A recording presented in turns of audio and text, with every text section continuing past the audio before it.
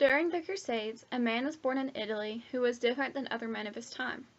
This man was St. Francis of Assisi, and what makes him different than others is that while everyone else was trying to use force and shove Christianity onto people, St. Francis used peace and love.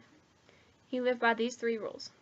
Sell all your possessions and give to the poor, take nothing on your journey, and take up your cross daily. These rules helped him as he brought the message of Christ to people everywhere he went. So the first rule is sell all your possessions and give to the poor. And the reason you must sell all your possessions is because if you own nothing, then you have nothing to protect, and therefore you don't need to use weapons. The second part, to give to the poor, is because the poor are in desperate need of things like food and clothes, and the money you will give to them will help them get these things. The second rule is take nothing on your journey. And this means if you have to work, to not work for money, because then that's something you'll have to carry around and something that can be taken, rather work for food if you need to. And this again goes back to if you have nothing, then you have nothing to protect, and therefore you don't need weapons. And the last rule is take up your cross daily.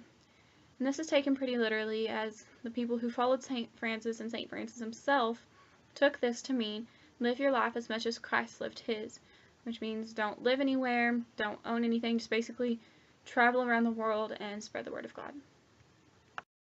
St. Francis lived the life of a beggar, but that's the life he chose.